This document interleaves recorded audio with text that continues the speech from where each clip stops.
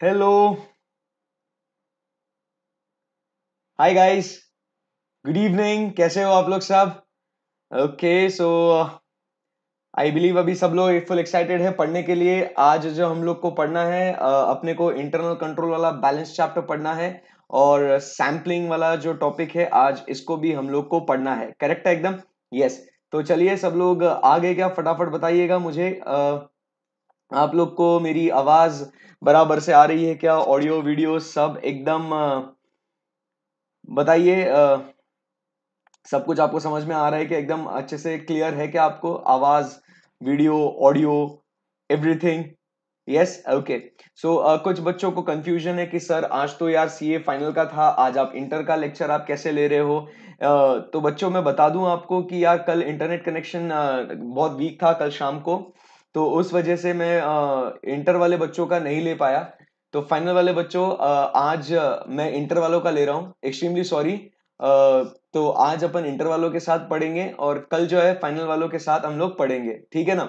सो जो फाइनल वाले बच्चे हैं जो एक्साइटेड थे, रुके थे कि आज 11th को लेक्चर्स होंगे, बाकी के टॉपिक्स पढ़ेंगे, आई एम एक्सट्रीमली सॉरी। हम लोग उसको कल पढ़ेंगे, है ना बेटा? ऐसे नाराज नहीं होने का, स्माइल कर एकदम अच्छे से। यस, ठीक है ना? कल अपन बाकी के चैप्टर्स को हम लोग जो मॉड्यूल 2 अपना जो बाकी है उसको हम लोग पढ़ेंगे, राइट? और आज जो है इंटर वाले बच्चों हम लोग जो अपना इंटरनल कंट्रोल वाला जो चैप्टर है वो अपना जो पेंडिंग था उसको हम लोग आज कंप्लीट करेंगे। और अगर फिर अपने पास समय अच्छा खासा बचता है तो हम लोग फिर उसके बाद सैम्पलिंग वाला जो चैप्टर है, चैप्टर नंबर 7, उसको हम लोग स्टार्ट करेंगे। करेक्ट है एकदम? यस। सो बताइए सब लोग, फटाफट कनेक्ट हो जाओ जल्दी जल्दी। आपके इंटर वाले दोस्तों को बता दो कि सर आ गए हैं क्लास के अंदर। तो फटाफट हम लोग फिर रिवीजन शुरू करते हैं। I wait for a minute so that all of a friends, बराबर है कि नहीं, all of a friends will get connected with us, है ना? तो इंटर वाले बच्चों फटाफट फटाफट कनेक्ट हो जाओ। और फाइनल वाले बच्चों आप खाना वाना खा लो मस्त, और अपना सेल्फ स्टडी या कुछ दूसरा टॉपिक को आप लोग रिवाइज करो जो हम लोग कल पढ़ने वाले हैं। चलिए।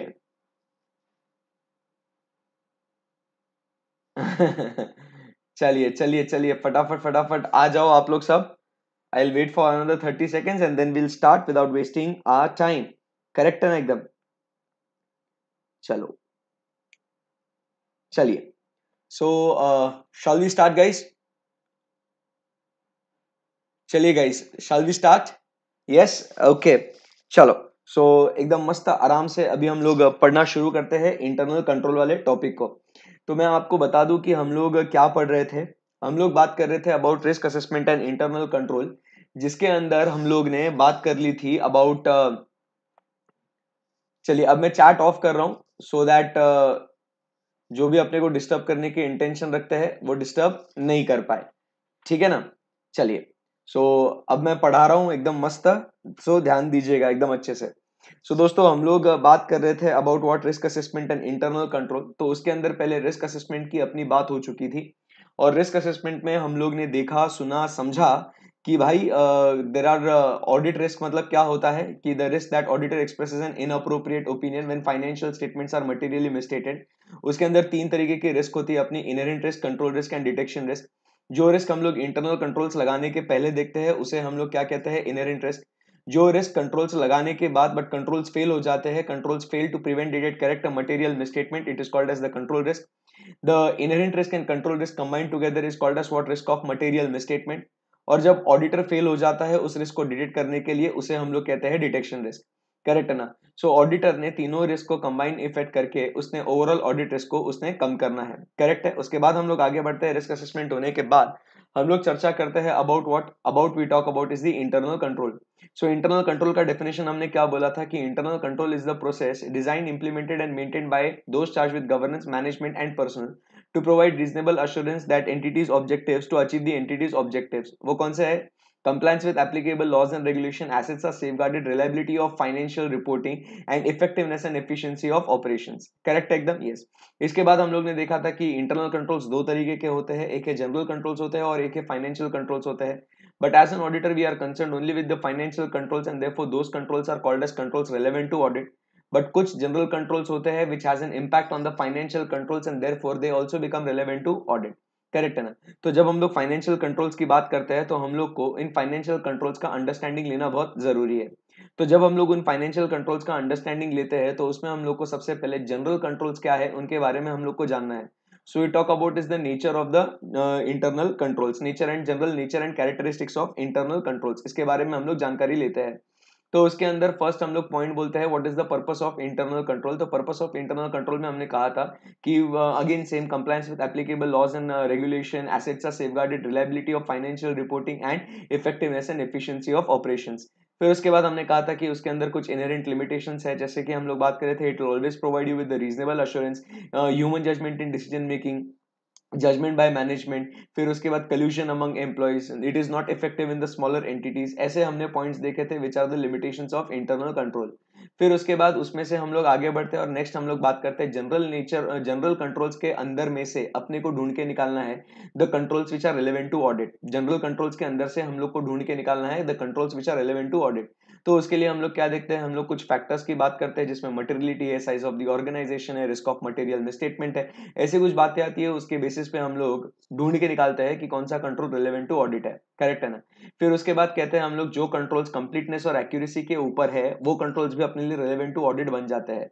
सेकेंड पॉइंट उसके अंदर क्या आता है कि कंट्रोल्स क्या कहते हैं, कंट्रोल पे का कंट्रोल फॉर वो किसके लिए देखते हैं, कंट्रोल पे का कंट्रोल बराबर कि नहीं, तो वो भी अपने लिए कंट्रोल रिलेवेंट टू ऑडिट हो जाते हैं। थर्ड पॉइंट अपन कहते हैं सेफगार्डिंग ऑफ एसेट्स। एसेट्स के ऊपर दो टाइप के कंट्रोल लगते हैं, एक है फाइनेंशियल रिपोर्टिंग के लिए और दूसरा ऑपरेशंस के लिए। ऑपरेशंस वाले कंट्रोल जो है बेटा वो रिलेवेंट टू ऑडिट नहीं होते हैं, और जो फाइनेंशियल रिपोर्टिंग वाले हैं वो अपने लिए ऑब्वियसली रिलेवेंट टू ऑडिट हो जाते हैं। फिर नेक्स्ट पॉइंट अपन क्या कहते हैं कि जो एरियाज अपने ऑडिट में कवर नहीं होते हैं उन एरियाज के ऊपर के जो कंट्रोल्स है वो भी अपने लिए रिलेवेंट टू ऑडिट नहीं है। और कोई अगर कंट्रोल्स के ऊपर अपने को स्टैट्यूट में रिपोर्टिंग करना है तो वो कंट्रोल्स भी अपने लिए रिलेवेंट हो जाते हैं। ये सब अपने को कंट्रोल्स रिलेवेंट टू ऑडिट मिलने के बाद हम लोग आगे बढ़ते हैं और हम लोग क्या करते हैं, we then take the understanding of those controls which are relevant to audit. So how do we take the understanding of the controls which are relevant to audit. तो सबसे पहले हम लोग उन कंट्रोल्स का देखते हैं क्या डिजाइन बराबर कि नहीं, कि वो उनका डिजाइन बराबर है या नहीं, क्योंकि अगर डिजाइन ही खराब है तो उसका इम्प्लीमेंटेशन बराबर से हो रहा है या नहीं हो रहा है ये मैटर करता ही नहीं है। उसके बाद हम लोग बात करते हैं इम्प्लीमेंटेशन की, कि कंट्रोल्स एग्जिस्ट करते हैं ना और वो बराबर से चल भी रहे ना, तो हम लोग को देखना है उसका इम्प्लीमेंटेशन। एंड फिर हम लोग करते हैं उसके अंदर risk assessment procedure by doing what, inquiry, observation, inspection, बराबर के नहीं। तो ये सारी बातें आती है understanding of the controls relevant to audit में। बट जब हम लोग बात करते हैं अंडरस्टैंडिंग ऑफ कंट्रोल्स, इसमें हम लोग ने ये 3 पॉइंट्स देख लिए, उसके बाद हम लोग को क्या करना है, हम लोग को आगे जाके देखना है कि कंट्रोल्स के कौन से अलग अलग कंपोनेंट्स है। सो हम बात करते हैं about what the components of internal control. ये हम लोग चर्चा कर रहे थे components of internal control. So what are the different components of internal control. तो उसके अंदर हम लोग बात करते हैं पहले information systems, second we talk about is the entities risk assessment system, then we talk about is the control activities, फिर उस कंट्रोल एक्टिविटीज पे हम लोग को करना है मॉनिटरिंग, एंड फिर लास्ट में हम लोग क्या कहते हैं कि इन सब पे जो अफेक्ट करता है वो कौन है, कंट्रोल एनवायरमेंट। अब कंट्रोल एनवायरमेंट जैसे हम लोग क्या कहते हैं, कंट्रोल एनवायरमेंट मैंने आपसे कहा था कि कंट्रोल एनवायरमेंट वो चीज होती है विच ईदर एनहांसेस और mitigates the effectiveness of internal control. वो क्या करता है, इट ईदर एनहांसेस और mitigates the effectiveness of internal controls. तो समझो सिर्फ कंट्रोल्स का अच्छा होना या नहीं होना वो मैटर नहीं करता है, बट कंट्रोल्स किस वजह से इन्फ्लुएंस होता है, वो चीजें जो कंट्रोल्स को इन्फ्लुएंस करती है वो भी हमें देखना बहुत जरूरी है। इसीलिए हम लोग क्या करते हैं, हम लोग इंटरनल कंट्रोल एनवायरनमेंट को भी स्टडी करते हैं। अब अगर मुझे इंटरनल कंट्रोल एनवायरनमेंट को स्टडी करना है तो मुझे उस इंटरनल कंट्रोल एनवायरनमेंट के अंदर कौन से एलिमेंट्स आते हैं मुझे वो भी तो देखना पड़ेगा। सो कौन से एलिमेंट्स आते हैं उसके अंदर, तो हम लोग सबसे पहले बात करते हैं about what, communication and enforcement of integrity and ethical values. आपके ऑर्गेनाइजेशन में आप किस तरीके से आपके वैल्यूज आप क्या करते हो, आप लोगों तक पहुंचाते हो, वो बहुत मैटर करता है। सेकंड हम लोग बात करते हैं कमिटमेंट टू कॉम्पिटेंस, जो स्टाफ हमने लगाया गया है ऑफिस के अंदर वो भी वो जॉब एग्जीक्यूट करने के लिए वो कमिटेड होना बहुत जरूरी है। थर्ड हम लोग बात करते हैं ऑर्गेनाइजेशनल स्ट्रक्चर। ऑर्गेनाइजेशनल स्ट्रक्चर मतलब होता है द फ्रेमवर्क, एक स्ट्रक्चर, एक ढांचा, बराबर के नहीं, जिसे हम लोग कहते हैं स्ट्रक्चर। तो आपका ऑर्गेनाइजेशन का फ्रेमवर्क कैसा है जिसके अंदर आपके organisation plan, implement, execute, carry out होते हैं। Then we talk about is the participation by those charge with governance. अब जो दोस्त चार्ज विद गवर्नेंस है वो एकदम टॉप लेवल पे होते हैं, वो तो उनका भी इन्वॉल्वमेंट कितना है, उनका इंडिपेंडेंस कितना है, उनका एक्सपीरियंस कितना है, उनका स्टेचर क्या है, रुतबा क्या है, पोजीशन क्या है, वो हम लोग देखते हैं। फिर उसके साथ साथ हम लोग देखते हैं participation by those charge with governance के बाद हम लोग देखते हैं we talk about is the management philosophy and operating style, वो किस तरीके से इंफॉर्मेशन प्रोसेस करते हैं, उनका रिस्क लेने का एटीट्यूड कैसा है, ये सब बातें उसके अंदर आती है। Human resource policies and practices की आप एम्प्लॉयज को किस तरीके से ट्रेनिंग देते हो, उनका ओरिएंटेशन कैसा होता है, उनका बोनस वगैरह कैसे देते हो उनको, तो ये सारी बातें आती है human resource policies and practices के अंदर। एंड लास्ट पॉइंट हम लोग बात करते हैं कमिटमेंट टू कॉम्पिटेंस, ये अपना हो गया कमिटमेंट टू कॉम्पिटेंस, तो ये रिपीट हो गया, अपन ने ये रिपीट लिख दिया इसको, करेक्ट है ना। सो ये सारी बातें हैं मेरा बच्चा, जिसके अंदर हम लोग देखते हैं कि ये सारे एलिमेंट्स आते हैं, ये सारे चीजें आती है which forms part of what the internal control environment. ध्यान में रखना है आपको, एग्जाम में आपको कंपोनेंट्स ऑफ इंटरनल कंट्रोल पूछा गया है या आपको elements of internal control environment पूछा है। क्वेश्चन में sound same but it is all together what different, correct है ना एकदम। सो ये बात हो गई अपनी। चलिए, तो अब यहां से फिर हम लोग आगे बढ़ते हैं एंड अब हम लोग बात करते हैं about entities risk assessment system. अब यहाँ पे रिस्क असेसमेंट की जो बात होती है, अब मैं पढ़ा रहा हूँ, अभी रिवीजन में रिवीजन खत्म हो गया भाई, मतलब रिवीजन के अंदर रिवीजन करा रहा हूँ क्योंकि वो 2-3 दिन का अपने का ब्रेक लग गया ना अपने को, तो उस वजह से ये रिदम में आने के लिए ये 10-15 मिनट आदत से मजबूर मैं आपको रिदम में लेके आ गया हूँ। अब यहाँ पे रिस्क असेसमेंट की बात करते हैं, तो यहाँ पे आपको एक वर्ड दिखेगा छुपके से, यहाँ पे लिखा गया है एंटिटीज रिस्क असेसमेंट सिस्टम। आपको ध्यान से सुनना है, अंडरस्टैंडिंग जब अपन ले रहे हैं तो यहाँ पे आपको देखना है क्या लिखा हुआ है, entities risk assessment system, entities risk assessment system.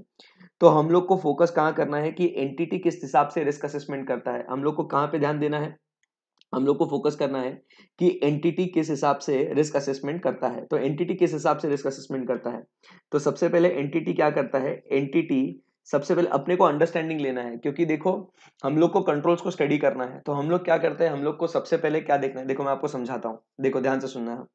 जैसे यहाँ पे ये अपना, एकदम ध्यान से सुनना, ये जो आउटर सर्कल है, ध्यान दीजिएगा, ये जो आउटर सर्कल है इसको हम लोग क्या नाम देते हैं, लेटस से इसको हम लोग बोलते हैं कंट्रोल, इसको हम लोग क्या बोलेंगे, इसको हम लोग बोलेंगे कंट्रोल एनवायरनमेंट, इसको हम लोग क्या बोलेंगे, कंट्रोल एनवायरनमेंट। फिर उसके बाद ये जो इनर सर्कल है, बराबर, ये जो इनर सर्कल है इसको हम लोग क्या बोलेंगे, और इसके अंदर और एक सर्कल डालते हैं अपन, यहाँ पे और एक सर्कल डालते हैं। अब ध्यान से सुनना, यहाँ पे ये जो एकदम से अंदर का जो सर्कल है, बराबर के नहीं, इसको अपन क्या नाम देंगे, इसको अपन नाम देंगे, we call this as what, the inherent risk, पढ़ाया था ना आपको। इसको हम लोग क्या नाम देंगे, इसको हम लोग देंगे इनहेरेंट रिस्क। ये जो है ब्लू वाला जो सर्कल है, बराबर, इसको हम लोग नाम देंगे इनहेरेंट रिस्क। Okay okay. अब ये जो इनहेरेंट रिस्क है, बराबर, इस इनहेरेंट रिस्क को रोकने के लिए, बराबर, इस रिस्क को रोकने के लिए, इस रिस्क को रोकने के लिए हम लोग क्या करते हैं, ध्यान से सुनना, इस रिस्क को रोकने के लिए, अच्छा नहीं दिख रहा यार, ये जो ब्लू सर्कल में है, इस रिस्क को रोकने के लिए हम लोग क्या करते हैं, हम लोग इस रिस्क को रोकने के लिए हम लोग लगाते हैं इस रिस्क के ऊपर क्या, हम लोग इस रिस्क के ऊपर लगाते हैं इंटरनल कंट्रोल्स। आई बात समझ में आपको, बोलो यस और नो, यस। अब अपना जो अंडरस्टैंडिंग है वो किससे रिलेटेड है, अपने को इनहेरेंट रिस्क नहीं देखना है, अपने को क्या देखना है, इस इनहेरेंट रिस्क को रोकने के लिए जो इंटरनल कंट्रोल्स है वो सही से काम कर रहे हैं या नहीं कर रहे, बराबर के नहीं, यस यस। तो बट ये जो इंटरनल कंट्रोल्स है, इन इंटरनल कंट्रोल्स को इन्फ्लुएंस कौन करता है, control environment. In internal controls को इन्फ्लुएंस कौन करता है, कंट्रोल एनवायरनमेंट। तो मैंने कंट्रोल एनवायरनमेंट का भी अंडरस्टैंडिंग ले लिया, करेक्ट है ना। बट अब मुझे देखना है इंटरनल कंट्रोल्स को, बट ये इंटरनल कंट्रोल्स आते किस बेसिस पे है, आते हैं रिस्क के बेसिस पे, क्योंकि जैसी रिस्क होगी वैसे इंटरनल कंट्रोल्स होंगे, बॉडी के अंदर गया ना आपके, जैसी रिस्क होंगी वैसे इंटरनल कंट्रोल्स होंगे ना बॉस। तो इसीलिए हम लोग क्या करते हैं, यहाँ पे हम लोग सबसे पहले क्या देखते हैं कि भैया एंटिटी क्या देख रहे हैं, अभी अपन पॉइंट क्या देख रहे हैं, यहाँ पे हम लोग जो पॉइंट देख रहे हैं वो क्या कह रहे हैं हम लोग यहाँ पे, कि जो अपनी एंटिटी है, एंटिटी, सो ये एंटिटी कैसे इस रिस्क को असेस करती है, एंटिटी रिस्क असेसमेंट कैसे करती है, अपना जो टॉपिक अंडर कंसिडरेशन है। अपने को कंट्रोल्स का अंडरस्टैंडिंग लेना है, तो कंट्रोल्स का अंडरस्टैंडिंग लेने के लिए मुझे क्या देखना है कि एंटिटी उस रिस्क को कैसे असेस करती है, how does the entity find out that risk. आई बात समझ में। तो ये अपना पॉइंट हो गया यहाँ पे, एंटिटीज रिस्क असेसमेंट। तो फर्स्ट पॉइंट उसके अंदर क्या कहते हैं हम लोग, फर्स्ट पॉइंट कहते हैं कि एंटिटी उस रिस्क को कैसे, किस तरीके से आइडेंटिफाई करती है। हम लोग फर्स्ट पॉइंट क्या देखते हैं यहाँ पे, कि एंटिटी उस रिस्क को किस तरीके से आइडेंटिफाई करती है। फर्स्ट पॉइंट क्या कहते हैं, एंटिटी उस रिस्क को किस तरीके से आइडेंटिफाई करती है, वो कैसे ढूंढ के निकालते हैं उसको, ये अपना फर्स्ट पॉइंट है। सेकंड पॉइंट सिर्फ आइडेंटिफाई करने का नहीं, क्या वो रिस्क सिग्निफिकेंट है क्या, बराबर, वो अपने को एस्टिमेट करना है। क्योंकि ऑब्वियसली हम लोग जो ओपिनियन देते हैं वो ओपिनियन कैसा देते हैं, that financial statement should be what, free from material misstatements, correct है ना एकदम। सो हम लोग को क्या देखना है कि वो जो रिस्क हम लोग देख रहे हैं वहां पे, वो रिस्क कैसी होनी चाहिए, वो रिस्क सिग्निफिकेंट होनी चाहिए। फिर वो रिस्क सिग्निफिकेंट होने के बाद अपने को नेक्स्ट देखना है इट्स लाइकलीनेस, कि वो जो रिस्क है ये एक बार आती है या ये बार बार आ सकती है, बराबर, अपने को क्या देखना है, the likeliness of that risk, correct है ना। लाइकलीनेस देखने के बाद अपन ने फिर एंटिटी ने क्या लगाया, कुछ एक्शंस लगाए। एक्शंस मतलब क्या, यही फिर अपन ने एक्शंस मतलब क्या कहते हैं, एंटिटी ने उसको मिटिगेट करने के लिए कुछ कंट्रोल्स लगाए। आई बात समझ में, this is how we come to the third point, control activities. तो एंटिटी का रिस्क असेसमेंट प्रोसीजर कैसा है कि पहले अपने को देखना है वो कैसे आइडेंटिफाई करते हैं, फिर अपने को देखना है कि वो जो आइडेंटिफाइड रिस्क है वो सिग्निफिकेंट है या नहीं है, फिर उस रिस्क की क्या चांसेस है कि वो कितनी बार आ सकती है, एंड लास्ट में फिर हम लोग क्या कहते हैं कि उसको रोकने के लिए हमने क्या एक्शंस लिए टू मिनिमाइज द रिस्क। आई बात समझ में। फिर उसके बाद हम लोग देखते हैं कि ओके आपने लगाए कंट्रोल एक्टिविटीज, तो कंट्रोल एक्टिविटीज क्या है भाई, हम लोग क्या कहते हैं कंट्रोल एक्टिविटीज क्या है।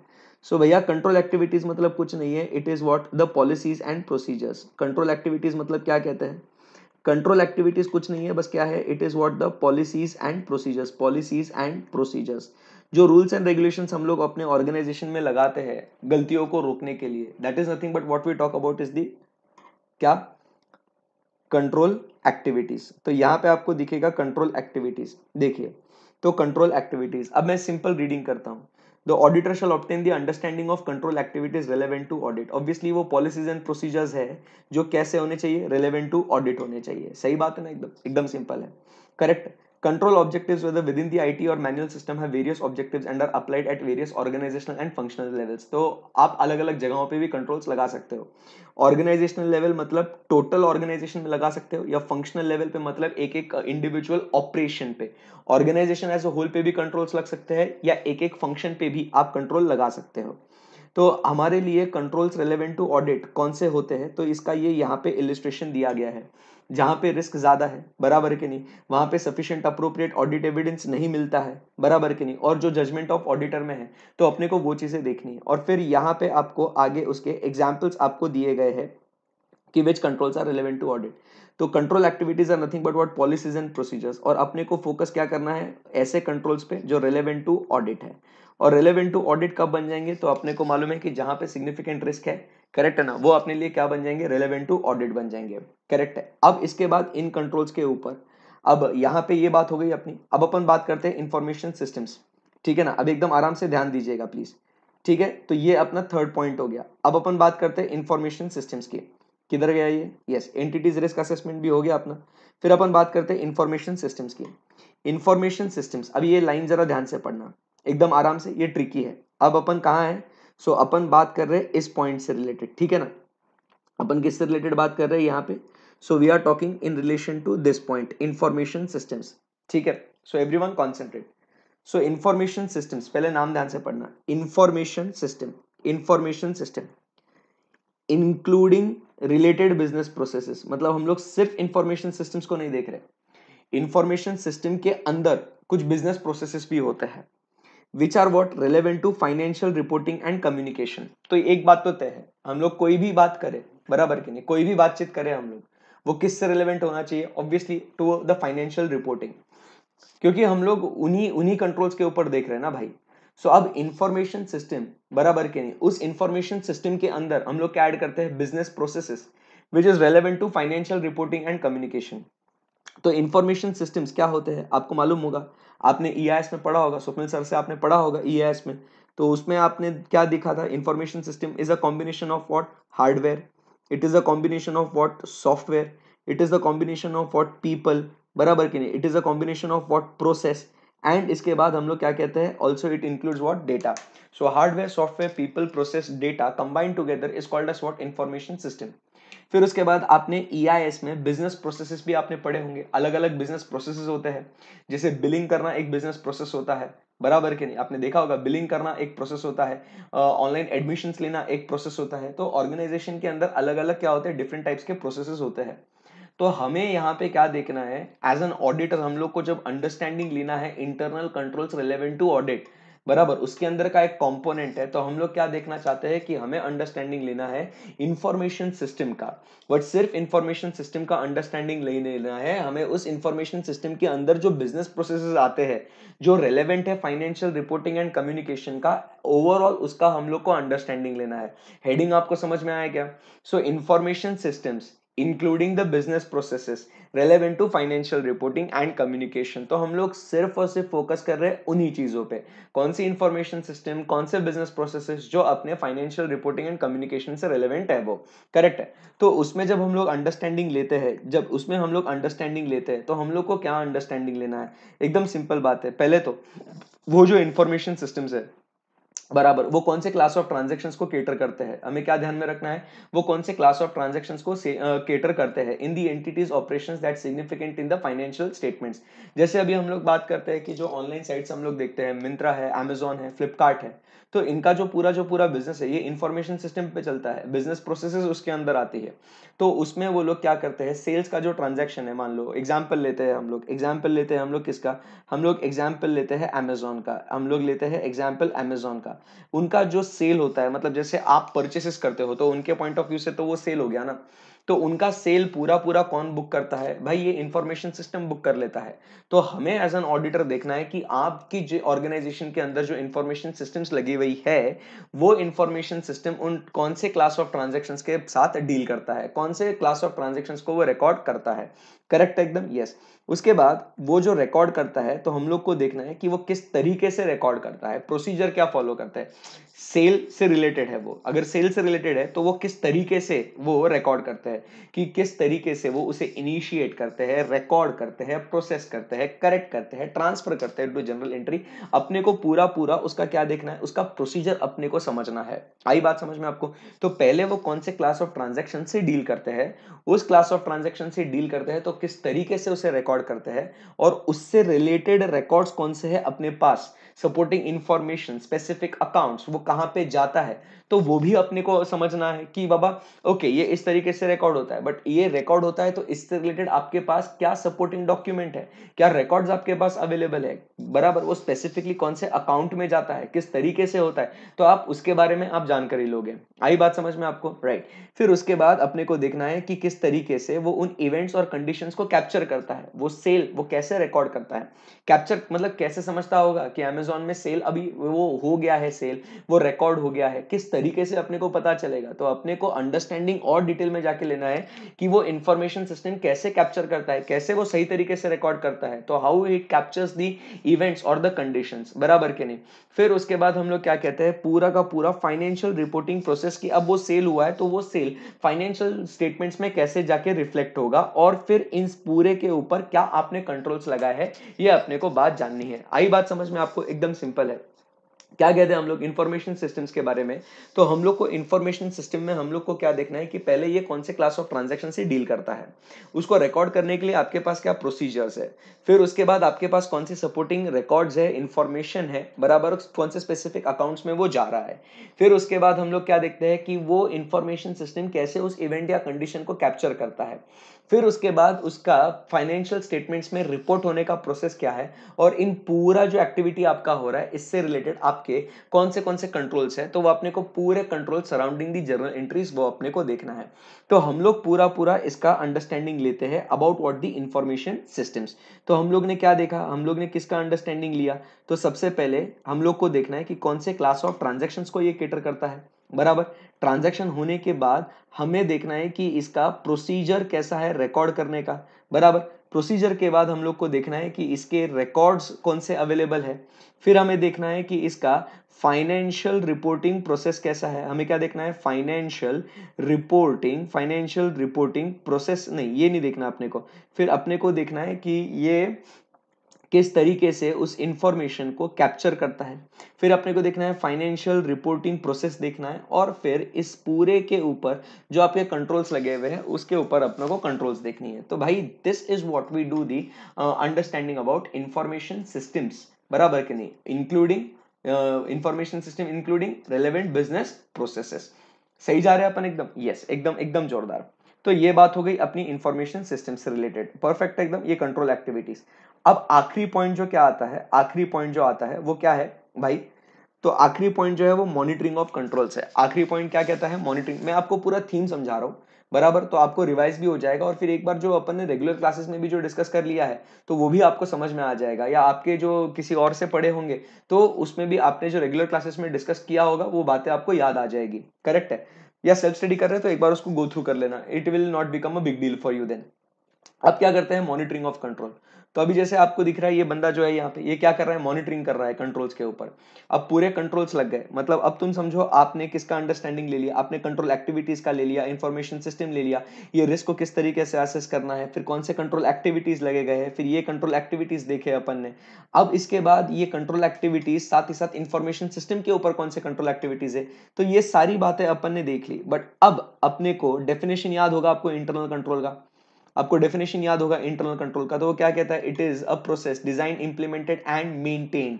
तो अपने को उन इंटरनल कंट्रोल्स को मेंटेन भी करना है। मेंटेन करना है इसका मतलब अपने को क्या करना है, जैसे ये आदमी क्या कर रहा है, जो उन्होंने कंट्रोल्स लगाए हैं कि वो कंट्रोल्स बराबर से चल रहे हैं कि नहीं चल रहे, कंटिन्यूस बेसिस पे वो उस पर क्या कर रहा है, निगरानी कर रहा है। तो इसे ही हम लोग क्या बोलते हैं, मॉनिटरिंग ऑफ कंट्रोल्स। तो मॉनिटरिंग ऑफ कंट्रोल्स में हम लोग क्या कहते हैं, it is to assess the effectiveness of the controls, कि वो कंट्रोल सही में अच्छे से चल रहे हैं या नहीं चल रहे, बराबर कि नहीं। This is to be done on timely basis, and अगर आपको कुछ गलत लगता है तो उसको अपन ने क्या करना चाहिए, रेमेडियल एक्शंस अपन ने तुरंत ले लेने चाहिए।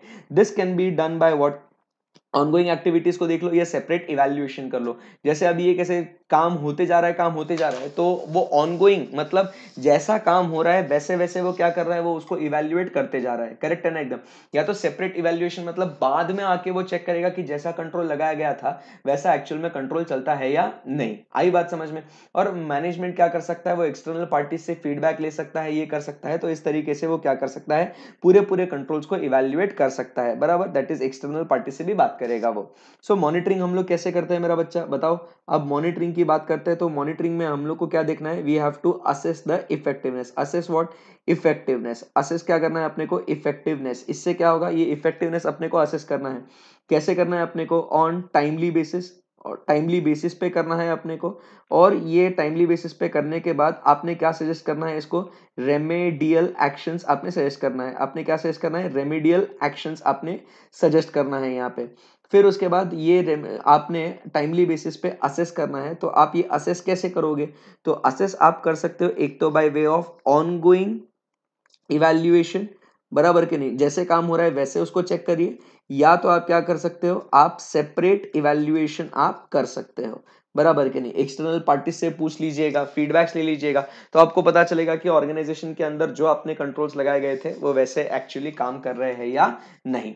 आई बात समझ में, ओके। सो ये अपना पार्ट खत्म हो गया, मजाक मजाक में इतना अपन ने पढ़ लिया कंपोनेंट्स ऑफ इंटरनल कंट्रोल, ये अपनी बात खत्म हो गई। सो यहां तक अभी आपको मैं याद दिला दूं, अभी तक अपन जो बात कर रहे थे थ्रू आउट, अभी तक जो अपन ने बात करी वो सिर्फ और सिर्फ अपन ने चर्चा करी, it is about what, understanding of the internal controls. We spoke about what, understanding of the internal controls. अब उसके बाद अपन आगे बढ़ते हैं, यहां से अपन आगे बढ़ते हैं। एक कॉन्सेप्ट आएगा यहाँ पे आपको, एक कॉन्सेप्ट आएगा आपको यहाँ पे, एसे नंबर 610। वो क्या कहता है, using the work of internal auditor, using the work of internal auditor, using the work of internal auditor. Correct है ना, क्या हम लोग इंटरनल ऑडिटर का काम यूज कर सकते हैं या नहीं। तो यहाँ पे आपने ये वाला जो लेक्चर है एसे नंबर 610 का, आपने ये यूट्यूब पे देखना है, क्योंकि इसको समझाने बैठूंगा तो 2 घंटे तो लग ही जाएंगे, बराबर क्या नहीं। सो यहाँ पे आपने एसे नंबर 610 या आपने यूट्यूब पे देखना है। मैं वापस से आपको बता दूं, अपने सारे स्टैंडर्ड्स के लेक्चर्स फ्रीली यूट्यूब पे अवेलेबल है, डिटेल्ड लेक्चर्स आपके अवेलेबल है, बहुत टाइम पहले ही डाल चुका हूं मैं। रिवाइज होने के बाद कोई स्टैंडर्ड अगर रिवाइज होता है तो वो रिवाइज भी प्लेलिस्ट के एंड में ऐड हो जाता है। जैसे ऐसे 210 रिवाइज हुआ था, 299 रिवाइज हुआ था, तो वो जो रिवाइज होते जाते हैं वो अपन डालते रहते हैं उसको, ठीक है ना। तो वो फ्रीली अवेलेबल है, कोई टेंशन नहीं है आपको। सो ऐसे 610 using the work of internal auditor आपने वो देखना है यूट्यूब पे, करेक्ट है ना, जब इंटरनल ऑडिट फंक्शन वहां पे है तो। सो यहाँ पे आपको दिखेगा कि the following points merit the consideration in this regard when internal auditor is present. तो यहाँ पे आपको रेफर करना है पूरा का पूरा एसे नंबर 610। परफेक्ट है एकदम, राइट। ओके, तो ये 610 की बात हो गई। फिर उसके बाद अपन आगे बढ़ते हैं, ये बात सिंपल है। अब अपन ने ध्यान से सुनना है, अंडरस्टैंडिंग अपन ने इंटरनल कंट्रोल्स का अंडरस्टैंडिंग ले लिया। अब एकदम आराम से ध्यान से सुनना। अब अपने को अंडरस्टैंडिंग लेने के बाद अब अपन आगे बढ़ते हैं, सेकंड पॉइंट अभी अपन बात करते हैं। अब मुझे अंडरस्टैंडिंग लेने के बाद अब मुझे उन कंट्रोल्स को इवैल्यूएट करना है। अब बात करते हैं किसके बारे में, इवैल्यूएशन ऑफ इंटरनल कंट्रोल्स की। अब किसकी बात करना है अपने को, इवैल्यूएशन ऑफ इंटरनल कंट्रोल्स। अगला हेडिंग जो होगा, चैप्टर का स्ट्रक्चर समझिएगा, देखिएगा, this is the A point अपना अंडरस्टैंडिंग, बराबर। अब यहाँ पे जो अंडरस्टैंडिंग लिए है उन कंट्रोल्स को आपने क्या करना है, अब आपने इवैल्यूएट करना है। भाई बात समझ, कॉन्सेप्ट समझ। जब आप अंडरस्टैंडिंग लोगे कंट्रोल्स का, तभी जाके आप क्या कर सकते हो, कंट्रोल्स को इवैल्यूएट कर सकते हो। कभी ऐसा मत करना कि पहले इवैल्यूएशन वाला लिख लूं फिर उसके बाद में अंडरस्टैंडिंग वाला पार्ट कर लूं, जमेगा ही नहीं ना भाई, बराबर कि नहीं, मजा ही नहीं आएगा उसमें। तो अब हम लोग बात करते हैं इवैल्यूएशन, बराबर कि नहीं। तो इवैल्यूएशन में क्या करना है अपने को, the auditor needs a reasonable assurance. अब क्या कहता है, ऑडिटर को क्या चाहिए, रीजनेबल अश्योरेंस चाहिए। क्या चाहिए कि जो भी इंफॉर्मेशन रिकॉर्ड होनी चाहिए वो बराबर से रिकॉर्ड हुई है या नहीं है। मतलब एकदम सिंपल भाषा में कहूं तो ऑडिटर को रीजनेबल अश्योरेंस, ऑडिटर को क्या चाहिए, रीजनेबल अश्योरेंस चाहिए। रीजनेबल अश्योरेंस क्या चाहिए कि दैट जो फाइनेंशियल स्टेटमेंट्स है, द फाइनेंशियल स्टेटमेंट्स है अपने, द फाइनेंशियल स्टेटमेंट्स है, ये फाइनेंशियल स्टेटमेंट्स कैसे होने चाहिए, the financial statements should be what, the financial statement should be what, they should be free from material misstatements. ये कैसे होने चाहिए, फ्री फ्रॉम मटेरियल मिसस्टेटमेंट्स होने चाहिए। सही बात है ना एकदम, यस सर। तो यहां पे हम लोग क्या कहते हैं, अपने को ऐसा अश्योरेंस चाहिए that financial statement should be free from material misstatement. इसका मतलब क्या होता है, सारी चीजें रिकॉर्ड हुई है ना, जो चीजें रिकॉर्ड होनी चाहिए थी और जो चीजें रिकॉर्ड नहीं होनी चाहिए थी वो उसके अंदर नहीं है ना। मतलब सारी बातें सही होनी चाहिए, कुछ बातें झूठी नहीं होनी चाहिए, कुछ बातें छूटी नहीं होनी चाहिए। वाह क्या बोला है, कुछ बातें झूठी नहीं होनी चाहिए, कुछ बातें छूटी नहीं होनी चाहिए। सही बात है ना। तो ऐसा अपने को अश्योरेंस चाहिए। अब मुझे एक बात बता मेरा बच्चा, ये जो फ्री फ्रॉम मटेरियल मिसस्टेटमेंट्स वाला जो अपना ऑब्जेक्टिव है, जो ऑडिटर को एक डिजायर है कि उसे चाहिए that financial statement should be free from material misstatement, ये ऑब्जेक्टिव पूरा करके कौन देगा, ये ऑब्जेक्टिव पूरा करके देगा कौन, इंटरनल कंट्रोल्स। इंटरनल कंट्रोल्स की जिम्मेदारी है ये देखने के लिए कि financial statement should be free from material misstatements. भाई इसीलिए तो इंटरनल कंट्रोल्स लगाते हैं ना हम लोग, करेक्ट है ना एकदम।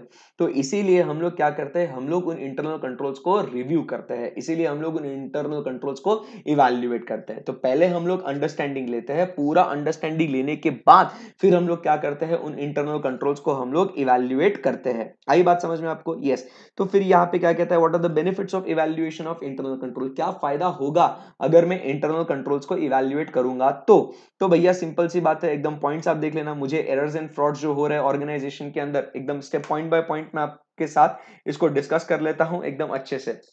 तो यहां पे क्या कहता है, अब अगर मैं इंटरनल कंट्रोल्स को इवैल्यूएट करूंगा, अगर मैं इंटरनल कंट्रोल्स को रिव्यू करूंगा तो इसका फायदा क्या होगा। तो भाई फायदा नंबर 1 एकदम सिंपल है, तो मुझे पता चलेगा कि क्या ऑर्गेनाइजेशन के अंदर जो इंटरनल कंट्रोल्स लगे हैं, बराबर, उस इंटरनल कंट्रोल्स क्या वो इतने अच्छे हैं, क्या वो इतने बेहतरीन है क्या कि वो एरर्स एंड फ्रॉड्स को लोकेट कर पा रहे हैं या नहीं, बराबर के नहीं।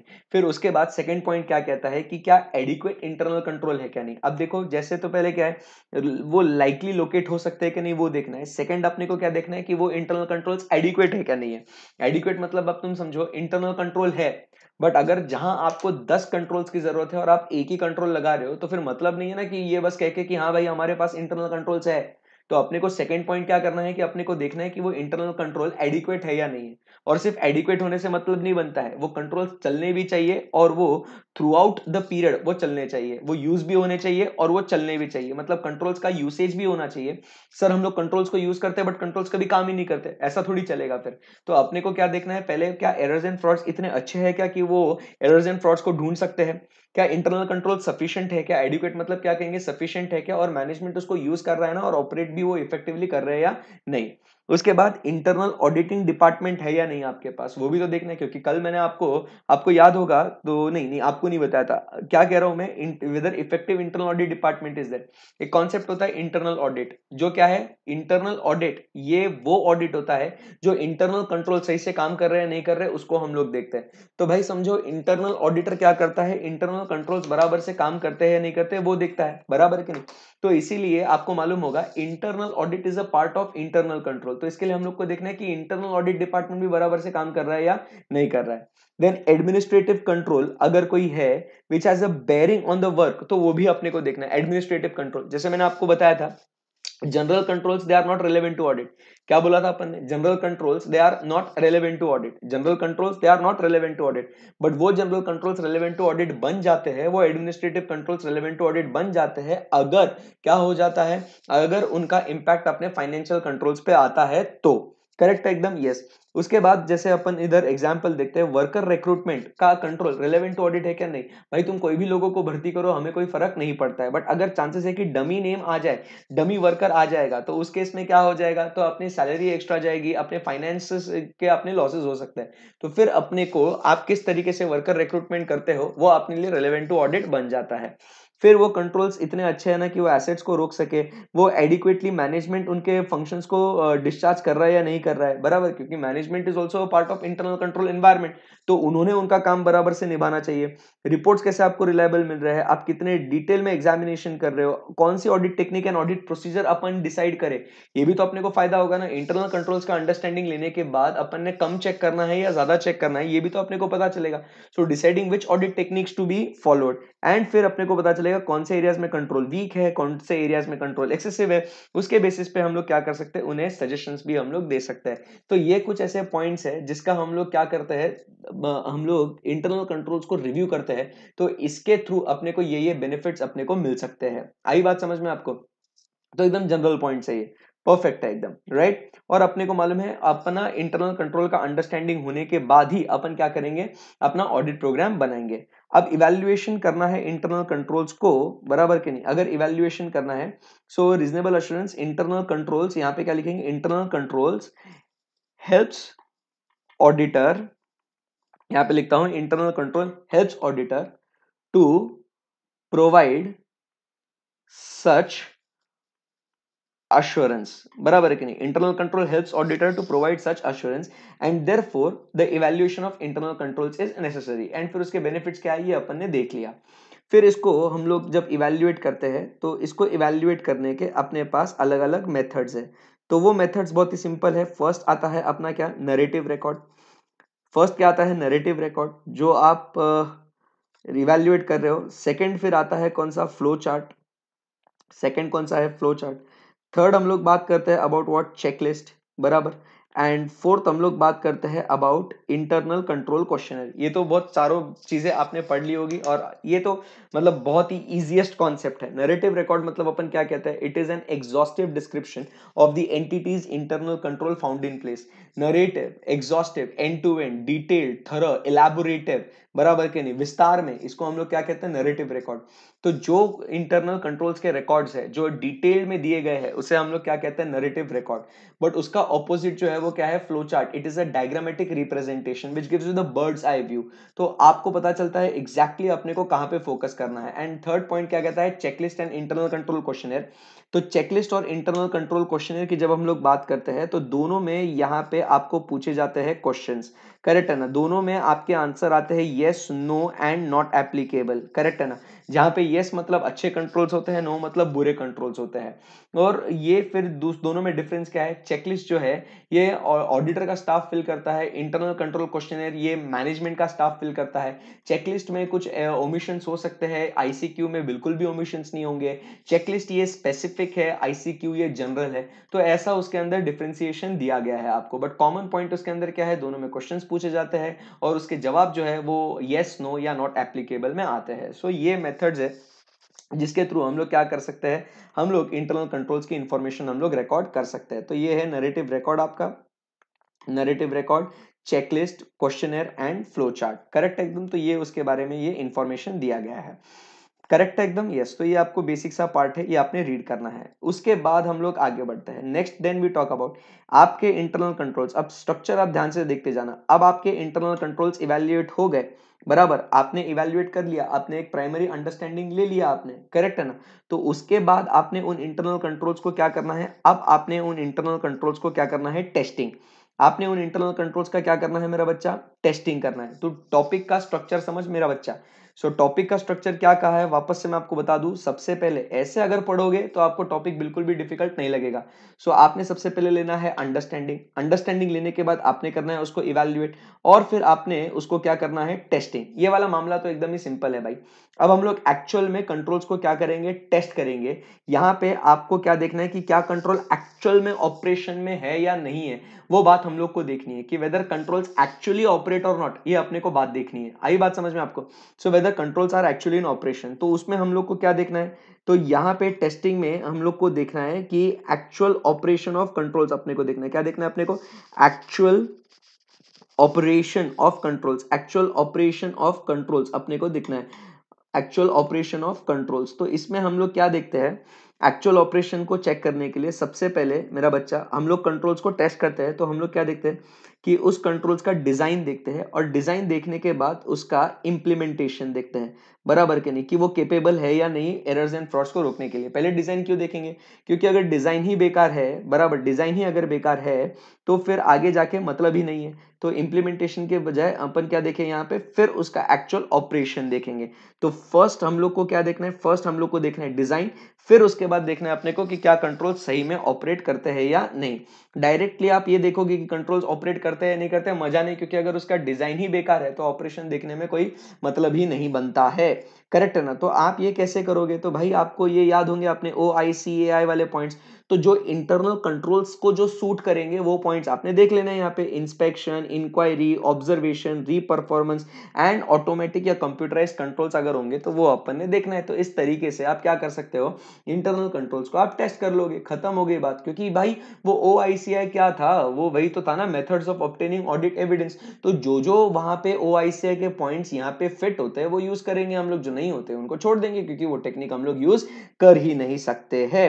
फिर उसके बाद ये आपको पॉइंट याद होगा, फिर हम लोग कहते हैं कि कंट्रोल्स में अपने को क्या देखना है, तो how they were applied, by whom they were applied and consistency with which they were applied। Correct है? और इसमें अगर कहीं डेविएशन मिलता है अपने को, तो अपने को क्या करना है, स्पेसिफिक इंक्वायरी करना है। Internal control and IT environment, ये सिर्फ आप एक बार रीड कर लेना, या ऑटोमेटेड एनवायरनमेंट जब पढ़ाऊंगा आपको तो ऑटोमेटेड एनवायरनमेंट के साथ ये कवर हो जाएगा। मटेरियलिटी ऑडिट रिस्क ये अपन ऐसे नंबर 320 के साथ ऑलरेडी पढ़ लिए है, ये बेसिक सारा हो चुका है, और ये सारी रिस्क को अपन ने डॉक्यूमेंट करना है। फिर आपको एक छोटू सा कॉन्सेप्ट पढ़ाता हूं और उसके बाद अपना ये चैप्टर खत्म हो जाता है। Right, okay. सो ये टेस्टिंग आपको सीक्वेंस समझ में आया क्या? चलिए एक सेकेंड, मैं जरा चैट ऑन करता हूं मैं, तो आप मुझे बता दीजिएगा आज कैसे एकदम जो जेन्युइन पब्लिक है, जिनको सही में पढ़ना है वो बच्चा यहाँ पे अभी पढ़ेगा, फिर तो एकदम बेस्ट है काम। सो अब यहाँ पे हम लोग चैट ऑन कर दिया हूं मैं, तो आपको पूरा पूरा चैप्टर का फ्लो समझ में आया क्या?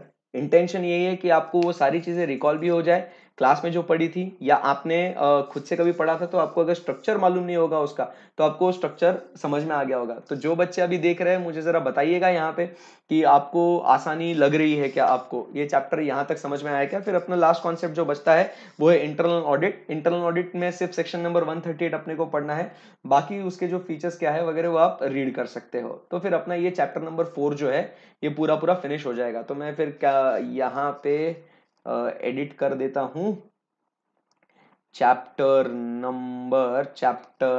4, यहाँ पे लिखते हैं अपन चैप्टर 4 पार्ट 2, चैप्टर 4 पार्ट 2 कर देंगे इसको अपन। तो आज अपना ये मामला सेट हो जाएगा।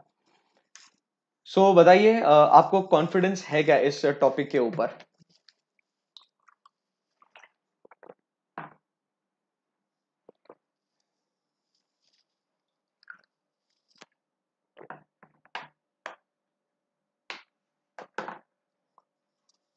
बेटा उतना समय अवेलेबल नहीं है नैना कि हम लोग सैंपलिंग कर पाए, डोंट वरी, हम लोग उसको करेंगे परसों, कोई टेंशन नहीं है।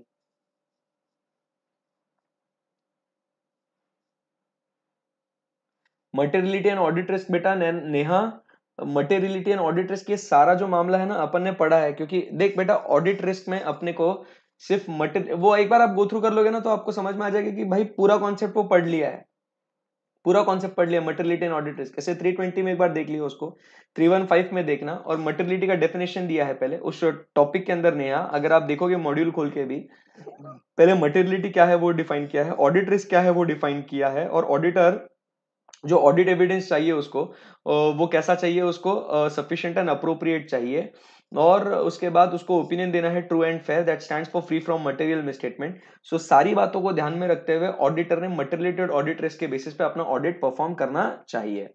करेक्ट है एकदम? यस।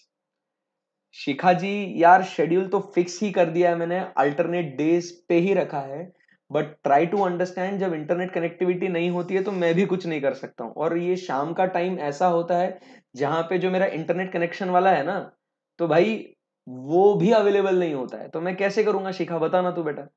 मेरे को तो बहुत मजा आ रहा है शाम में आपको पढ़ाने के लिए, ये तो मेरे को एकदम सुपर फन मेरे को लग रहा है कि I can help you so much. Correct है ना? तो इसके लिए बस, बाकी कुछ नहीं, शेड्यूल तो अपना वैसे भी फिक्स है। करेक्ट है एकदम। ओके, चलिए, सो अब अपन बात करते हैं लास्ट जो आज का पार्ट है अपना, तो अपन बात करते हैं, we talk about is section number 138। चलो, सो एवरीबॉडी कॉन्सेंट्रेट नाउ, बराबर। तो section number 138 which talks about applicability of internal audit. अभी पढ़ाई में मन लगाओ। सो अब हम लोग बात करते हैं about applicability, applicability of internal audit, applicability of internal audit, applicability of internal audit. तो यहां पे हम लोग चर्चा करते हैं सेक्शन नंबर 138 की, applicability of internal audit. Correct है ना एकदम? Right. So section number 138 applicability of internal audit, ये किसे किसे एप्लीकेबल है? तो एकदम सिंपल सा मामला है। सबसे पहले ये एप्लीकेबल है टू द लिस्टेड कंपनी, बराबर, बिना किसी कंडीशन के ये एप्लीकेबल है। सेकंड फिर हम लोग बात करते हैं, it is applicable to unlisted public company. Correct है ना? अनलिस्टेड पब्लिक कंपनी जिनका deposits, paid up share capital, borrowing and turnover is what greater than और equal to 25 crore, greater than और equal to 50 crore, greater than 100 crore, बराबर कि नहीं, and turnover greater than और equal to 200 crore. Correct है ना एकदम? सो यहां पे जब कोई भी अनलिस्टेड पब्लिक कंपनी, कोई भी अनलिस्टेड पब्लिक कंपनी, करेक्ट है ना, जिनका deposits, paid up share capital, borrowing, turnover, इनमें से कोई भी अगर ये कंडीशंस को सेटिस्फाई कर देता है, तो उस केस में क्या हो जाएगा, उस केस में क्या हो जाएगा, उन्हें इंटरनल ऑडिट एप्लीकेबल हो जाएगा। इसको हम लोग याद कैसे करें, इसको हम लोग याद कैसे करें, the PBT goes on doubling.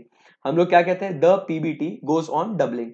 The PBT, D, P, B, T, D deposits, P paid up share capital, B borrowings, T turnover, goes on doubling. 25, 50, 100, 200, double करते जाओ। 25 को डबल करो 50, 50 को डबल करो 100, 100 को डबल करो 200। खत्म हो गई बात। फिर यहां पे हम लोग बात करते हैं अबाउट व्हाट, प्राइवेट कंपनी। फिर किसकी बात करते हैं अपन, प्राइवेट कंपनी की। प्राइवेट कंपनी को कब एप्लीकेबल हो जाएगा, तो प्राइवेट कंपनी के लिए अपन ने सिर्फ और सिर्फ देखना है क्या, प्राइवेट कंपनी के लिए अपन ने सिर्फ और सिर्फ देखना है क्या, आखिरी के दो कंडीशंस, बोरोइंग्स एंड टर्नओवर। खत्म, खत्म।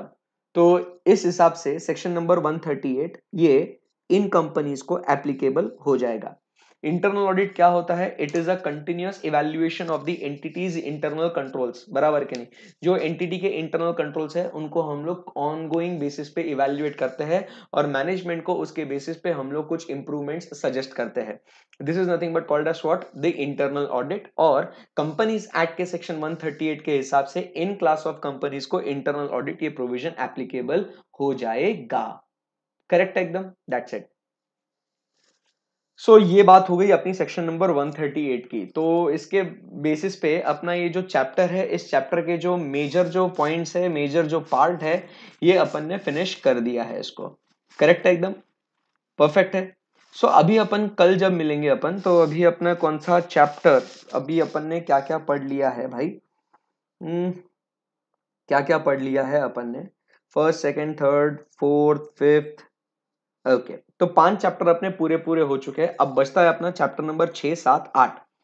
तो जब अपन परसों मिलेंगे ना, बराबर के नहीं, परसों मिलेंगे तो अपन ऑडिट सैंपलिंग पढ़ेंगे। और अगर ऑडिट सैंपलिंग जल्दी हो जाएगा अगर अपना, तो हम लोग बात करेंगे ऑटोमेटेड एनवायरनमेंट की। ठीक है ना? अगर अपना सैंपलिंग हो गया ना, सैंपलिंग इज व्हाट, अपना सैंपलिंग ऐसे नंबर 530 का है।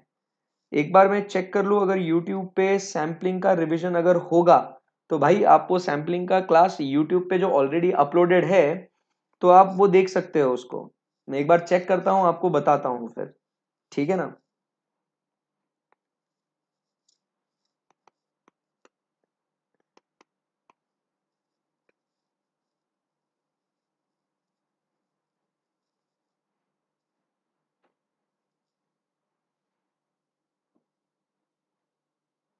एक बार चेक करते हैं अपन। Standard lecture number 9।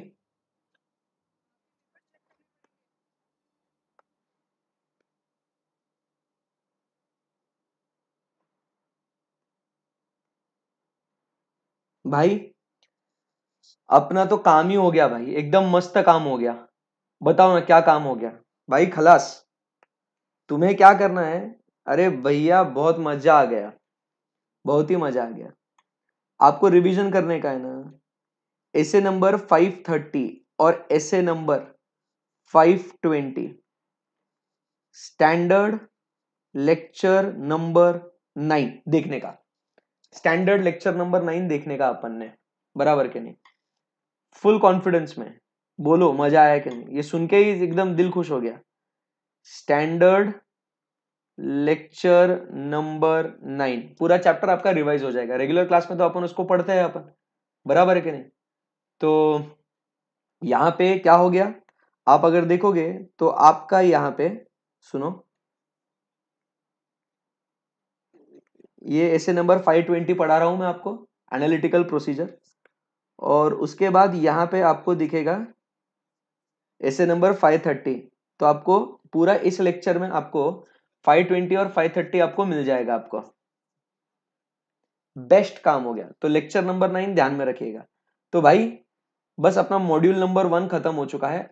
अब अरे भाई क्या गजब, एकदम मजा आ गया। अरे तुमको मालूम है क्या क्या हो रहा है तुम्हारे साथ अभी, एकदम बहुत औसम काम हो गया तुम्हारा।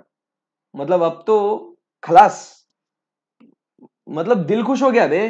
तुम नहीं समझे। देखो ऑटोमेटेड एनवायरनमेंट पढ़ लेना, उसमें कोई बड़ी बात नहीं है। फिर अपना सैम्पलिंग वाला जो मामला है, अब मैं तुम्हारा सीन कैसे सेट करता हूं देखो। सैम्पलिंग वाला मामला है, एनालिटिकल वाला जो मामला है, ये आपको देखना है स्टैंडर्ड लेक्चर नंबर 9। ध्यान देना एकदम, स्टैंडर्ड लेक्चर नंबर 9। फिर उसके बाद मॉड्यूल नंबर 1 अपना खत्म हो जाता है। फिर उसके बाद मॉड्यूल 2 में अपन आते हैं कहां, कंपनी ऑडिट में आते हैं अपन। कंपनी ऑडिट में अपन आते हैं तो कंपनी ऑडिट में अपना ये टॉपिक ऑलरेडी डिस्कस हो चुका है, कंपनी ऑडिट। सही है एकदम। फिर उसके बाद आते हैं अपन ऑडिट रिपोर्ट पे। तो ऑडिट रिपोर्ट वाला चैप्टर ऐसे 700 सीरीज आपको देखना है, चैप्टर डिट्टो खत्म हो जाएगा आपका। अरे बाय गॉड, रिवीजन तो सुपर हो गया अपना। फिर अब बचता क्या है अपना, बैंक ऑडिट है, बराबर कि नहीं। बैंक ऑडिट का, बैंक ऑडिट का मतलब जो इंपॉर्टेंट है इसके अंदर एनपीए वाला है। एनपीए वाला लिंक ध्यान से सुनना, एनपीए लिंक मैं शेयर करूंगा। Link shared on, link I will share, link share on Instagram @CA Harshad. इस पे मैं लिंक शेयर करूंगा फर्स्ट। दूसरा लिंक यहां पे इस लेक्चर के कमेंट सेक्शन में शेयर करूंगा। मैंने लाइव क्लास लिया था एक, मैंने एक लाइव क्लास लिया था एनपीए के ऊपर, बराबर के नहीं। तो वो मैं शेयर कर दूंगा। सो आपको लिंक एक तो मेरे इंस्टाग्राम पे मिलेगा, लिंक या तो आपको इस कमेंट सेक्शन में मिलेगा आज या तो कल, करेक्ट है ना। अब फिर जो बचता है special audit and vouching verification. Special audit भाई वो रिवाइज कराने लायक टॉपिक नहीं है। वो क्या है यार, उसमें होटल ऑडिट, सिनेमा ऑडिट, तो वो तुम पढ़ लियो, उसमें कोई टेंशन नहीं है। एलएलपी वाला सेक्शन यूट्यूब पे है ऑलरेडी। बस आपको अभी जो वाउचिंग वेरिफिकेशन पढ़ना है, अनस्टॉपेबल बुक जो है मेरी, उसके अंदर मैं आपको पढ़ाऊंगा कि किस तरीके से वो करना है करके। तो भाई बस अपना खलास। तो अब जब अपन परसों मिलेंगे, बराबर के नहीं, जो अपन परसों मिलेंगे, ये ध्यान में ये नोट करना जो स्क्रीन पे दिख रहा है आपको, या फोटो खींच के रखना है इसका। जब अपन परसों मिलेंगे, परसों कब मिलेंगे, 13 को मिलेंगे। 13 को मिलेंगे तो अपन वाउचिंग वेरिफिकेशन की बात करेंगे, वाउचिंग वेरिफिकेशन की, वाउचिंग वेरिफिकेशन की बात करेंगे। इसको मैं आपको हिंट दूंगा, आपको मैं इसका आइडिया दूंगा कि किस तरीके से आपने पढ़ना है वो वाउचिंग वेरिफिकेशन को, करेक्ट है ना एकदम, ठीक है ना। फिर ऑडिट ऑफ फाइनेंशियल स्टेटमेंट्स वही 13 को कराऊंगा। फिर आपने पेपर कैसे लिखना है, पेपर अटेम्प्ट करने की स्ट्रेटजी, पेपर अटेम्प्ट स्ट्रेटजी, बराबर के नहीं, वो अपन डिस्कस करेंगे 13 को, बराबर के नहीं। So 13th will be what are last day. 13th will be what are last day. भाई मेजोरिटी सिलेबस तो आपका रिवाइज करा दिया हूं बस, ठीक है ना। सो बेस्ट काम हो गया अपना, ठीक है। सो दोस्तों चैप्टर नंबर 4 जो आपके लिए एकदम डिफिकल्ट था, आई बिलीव आपका एकदम ये ऑसम काम हो गया होगा। एनालिटिकल प्रोसीजर, ऑटोमेटेड एनवायरनमेंट पढ़ना है आपको, ऑटोमेटेड एनवायरनमेंट रिवाइज कराऊं आपको, ऑटोमेटेड एनवायरनमेंट बताओ, बोलो ऑटोमेटेड एनवायरनमेंट रिवाइज कराऊं क्या आपको, कि पढ़ लोगे?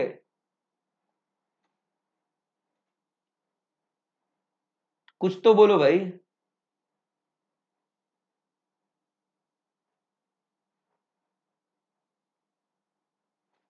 अरे शिखा निपटा नहीं दिया भाई, जो चीजें ऑलरेडी है यूट्यूब पे, तो आपका समय बचेगा ना, तो कल आप उसको देख सकते हो भाई। जो चीज ऑलरेडी अवेलेबल है तो कोई टेंशन ही नहीं है। और आप क्या करना, आप आपके वो lecture revision lectures bye CA Harshad Jaju, तो आप क्या करना, जैसे जैसे मैंने बोला ना, तो वो लेक्चर आपके प्लेलिस्ट में आप ऐड करते जाओ, तो आपका एक मस्त प्लेलिस्ट भी बन जाएगा। शिखा बेटा निपटा नहीं दिए हम आपको एकदम बहुत ही अच्छा कम समय में ज्यादा काम करने वाला आपका मामला बताया है। ओके, तो बच्चे बोल रहे यस कर दो सर रिवाइज, तो कोई बात नहीं, हम लोग 13 को लास्ट नहीं रखेंगे फिर। तो प्लान चेंज, प्लान चेंज, और प्लान में चेंज ये आ गया कि 13 को हम लोग पढ़ेंगे ऑटोमेटेड एनवायरनमेंट। 13 को हम लोग पढ़ेंगे automated environment. Done done done done done, बोल दिया तुमने, कर दिया, ठीक है ना। सो 13 को प्लान चेंज, 13 को अपना मामला है ऑटोमेटेड एनवायरनमेंट का, करेक्ट है एकदम, यस। बैंक ऑडिट का बोला ना, लिंक देगा मैं आपको, बैंक ऑडिट का एनपीएस से रिलेटेड में लिंक देगा आपको। मैंने लाइव क्लास में पढ़ाया उसको रे, डिटेल में एकदम, रिवीजन भी नहीं, लाइव क्लास का एकदम पूरा भारी पढ़ाया, एकदम मजा आएगा तुमको, ठीक है ना।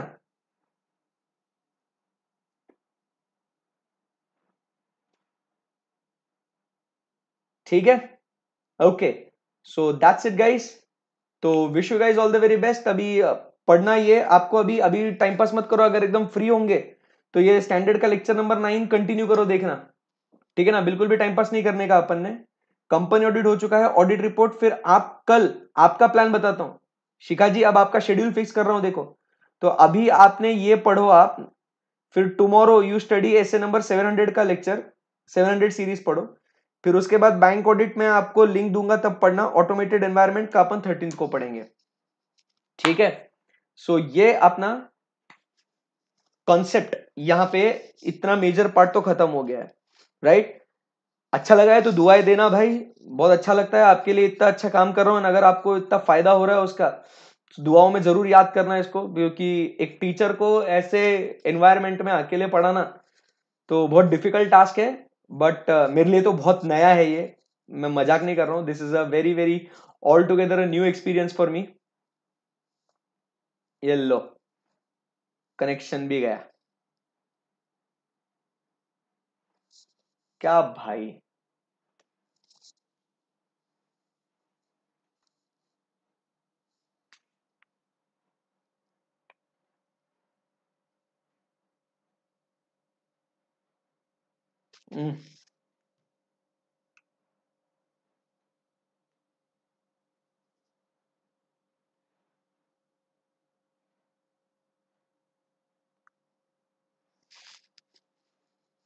कनेक्शन ही गया, देखो ऐसी ऐसी दुविधा होती है।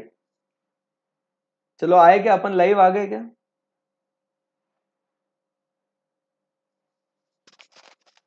Okay, perfect. तो मैं ये बता रहा था कि भाई मेरे लिए तो ये है ना, एक ऑल टुगेदर एक नया एनवायरनमेंट है, कि मैं तो आज तक ऐसे खाली बैठ के पढ़ाया ही नहीं हूँ, I have always taught in the live class.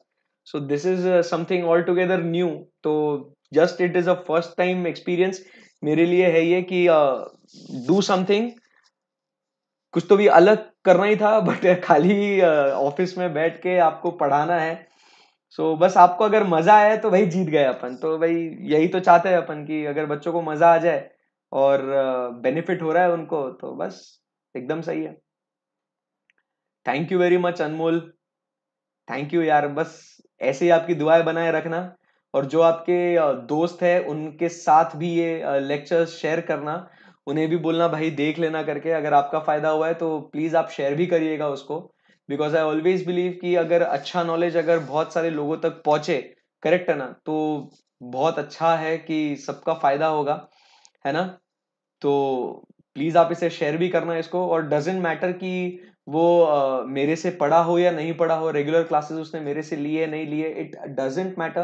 क्योंकि भाई ऑडिट का कॉन्सेप्ट तो ऑडिट ऑडिट ही है ना, बस हर टीचर का स्टाइल अलग अलग होता है, but concept remain the same.